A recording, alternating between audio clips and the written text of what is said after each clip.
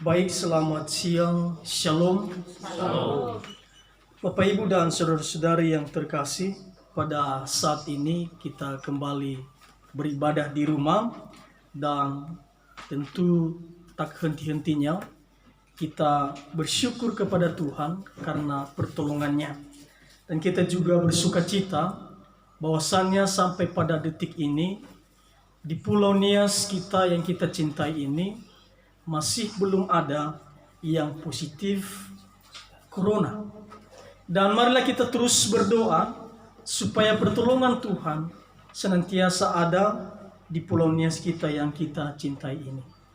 Bapak, Ibu, dan saudara-saudari yang terkasih, firman Tuhan bagi kita yang telah saya bacakan tadi berbicara tentang atau mengkisahkan perjalanan bangsa Israel, ya. Perjalanan bangsa Israel yang keluar dari tanah perbudakan. Jadi mereka keluar dari tanah yang telah memperbudak mereka dan menuju yang disebut dengan tanah Kanaan itu. Inilah kisah yang diulang kembali dalam kitab Keluaran pasal 20 ini. Jadi apa yang sudah terjadi diulang kembali untuk mengingatkan orang Israel pada saat itu dan semua kita yang percaya kepada Allah. Di sana kita melihat bahwa di zaman itu peperangan fisik, ya, merupakan satu tujuan untuk boleh mempertahankan hidup. Itulah zaman pada saat itu, itulah era pada saat itu. Tentu untuk zaman sekarang yang sedang kita hidupi berbeda lagi. Masing-masing zaman pasti ada nilai plus dan sebagainya. Bapak, Ibu, dan saudara-saudari, melalui peperangan Tuhan membentuk karakter, melalui peperangan Tuhan menunjukkan kuasanya. Kalau kita melihat nanti, inilah yang dialami oleh bangsa Israel. Ya. Mereka mengalami berbagai macam pergumulan, persoalan, peperangan, dan sebagainya. Ya. Kalau kita menggambarkan kondisi keadaan mereka pada saat itu, ya, mereka keluar dari masalah dan masuk lagi ke dalam masalah yang baru. Ya. Kalau kita memperhatikan, menggambarkan secara sederhana bagaimana kehidupan orang Israel itu, mereka keluar dari masalah perbudakan dan masuk keluar lagi ke dalam permasalahan peperangan menghadapi orang-orang pada saat itu. Jadi masalah demi masalah, bukan hanya satu hari, bukan hanya seminggu, bukan hanya satu bulan orang Israel bergumul dalam permasalahan. Bahkan di sana dicatat berpuluh-puluh tahun. Ya. Berpuluh-puluh tahun mereka menghadapi masalah demi masalah. Kadang-kadang ini bisa juga terjadi dalam kehidupan orang beriman. Tetapi poin pentingnya, Bapak, Ibu, sekalipun masalah itu ada, namun poin yang harus kita ingat, bahwa setiap masalah pasti ada solusinya. Inilah yang kita aminkan dalam kehidupan kita. Tak masalah, ya, tidak peduli masalah apapun yang akan terjadi, yang akan kita hadapi. Tetapi kita sebagai orang percaya yang berpengharapan bahwa kita percaya setiap masalah pasti ada solusinya. Dan inilah yang terjadi dalam kehidupan orang Israel pada saat itu. Ya. Tetapi dalam firman Tuhan ini mereka diingatkan. Dalam ayat yang pertama, ayat yang ke-1 dikatakan, apabila engkau keluar berperang melawan musuhmu, dan engkau melihat kuda dan kereta, yakni tentara yang lebih banyak daripadamu. Pesan apakah yang disampaikan firman Tuhan bagi mereka? Apa yang ditegur, apa yang diingatkan, yaitu tentang penglihatan. Kalau kita melihat, kalau engkau melihat kuda dan kereta, ini berbicara tentang apa yang kita lihat. Karena apa yang kita lihat mempengaruhi seluruh kehidupan kita. Atau istilah lain, hati-hati dalam menggunakan mata. Karena dari matalah kita ditentukan. Ya.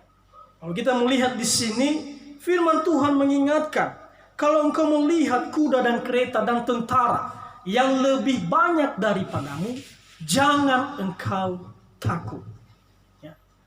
Bapak, Ibu, dan saudara-saudari yang terkasih, kalau kita bisa mengendalikan apa yang kita lihat, kita pasti orang-orang yang berkemenangan.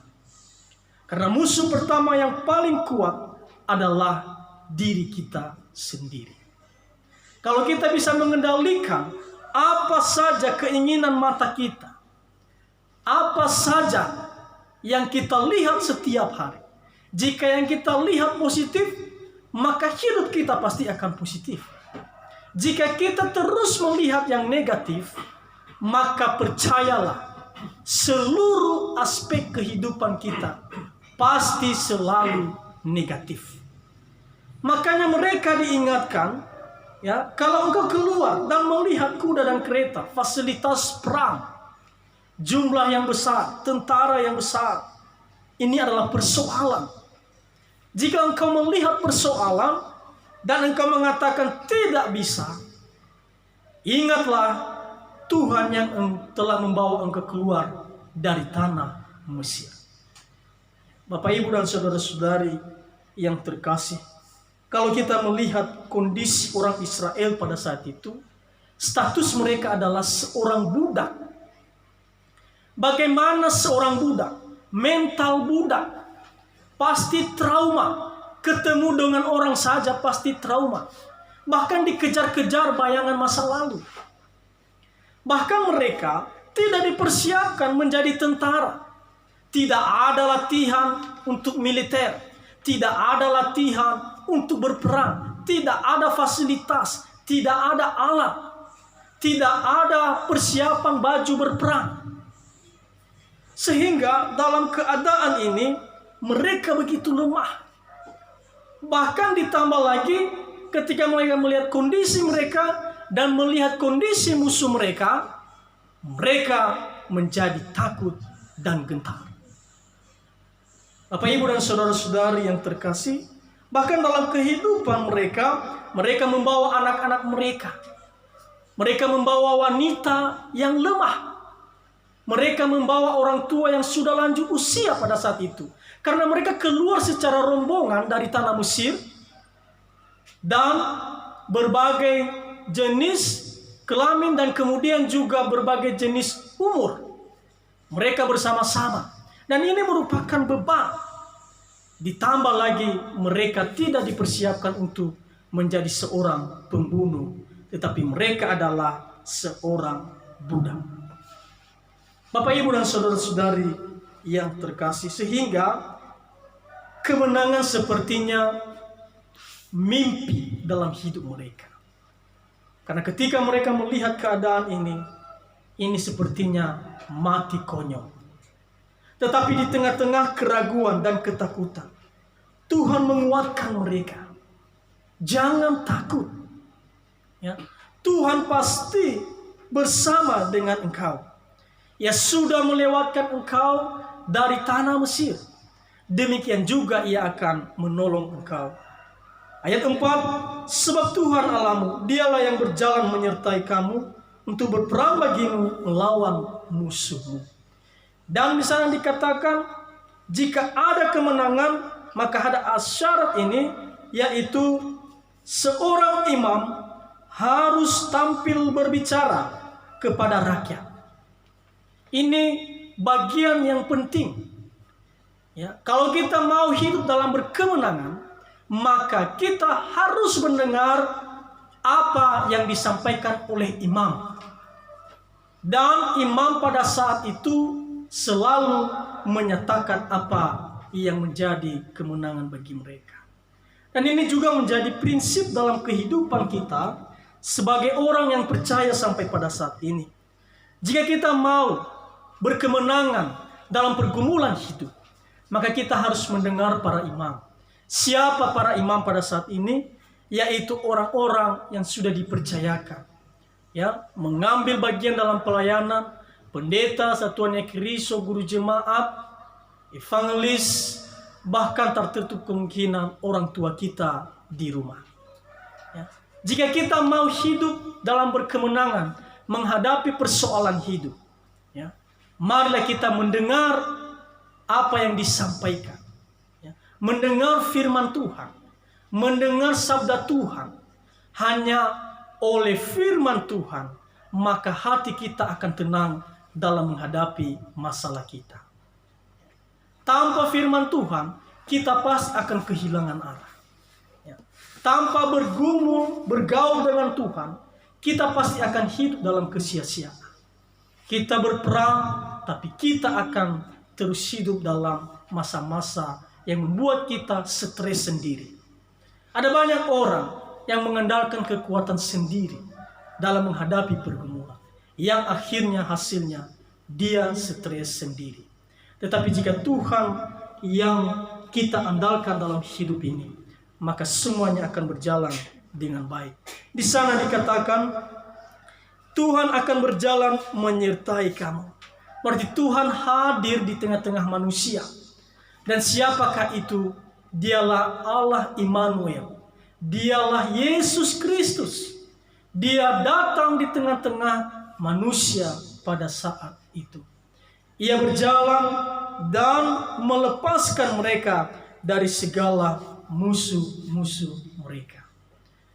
Bapak, Ibu, dan saudara-saudari yang terkasih, jikalau Tuhan ada di tengah-tengah orang, jikalau Tuhan berada di tengah-tengah keluarga, jikalau Tuhan ada di tengah-tengah pikiran kita, yakinlah masalah itu dapat kita selesaikan.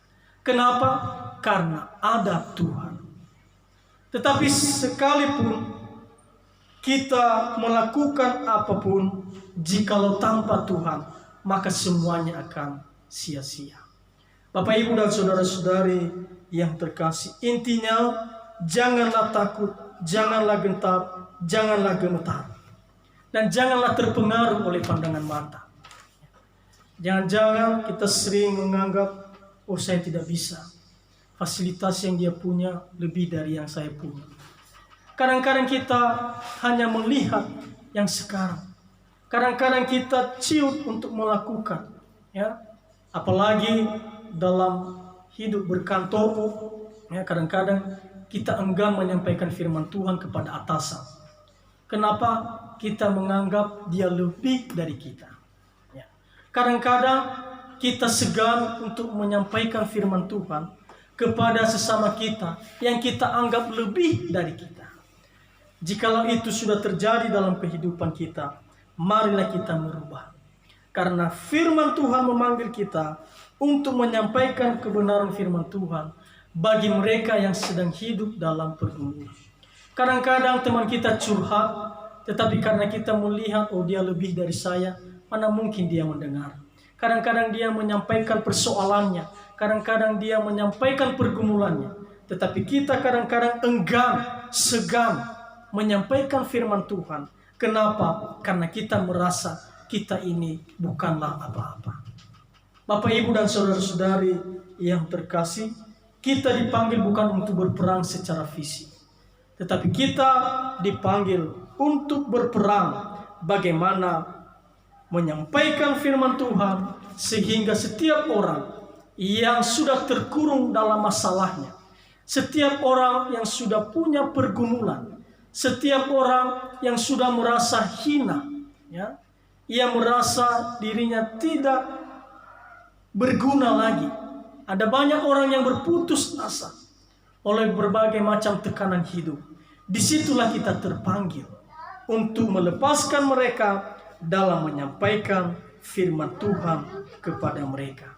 Bapak, Ibu, dan saudara-saudari yang dikasihi oleh Tuhan, janganlah tergiur oleh mata dan hati-hatilah menggunakan mata. Karena dari matalah terpancar segala, baik yang jahat maupun yang baik. Tetapi dalam menghadapi masalah, jangan takut, karena Tuhan adalah Immanuel, Dia selalu beserta dengan kita. Apapun persoalan, pasti ada jalan keluarnya. Seperti halnya yang pernah saya sampaikan kepada kita, bahwa setiap gembok tidak pernah diciptakan tanpa adanya kunci. Demikian hidup ini, ya. Dalam persoalan hidup ini, tidak pernah ada masalah yang tidak ada kunci solusi. Dan apa solusinya? Yaitu firman Tuhan dan Tuhan itu sendiri. Demikian firman Tuhan bagi kita pada siang hari ini. Kiranya boleh memberkati kita. Mari kita berdoa.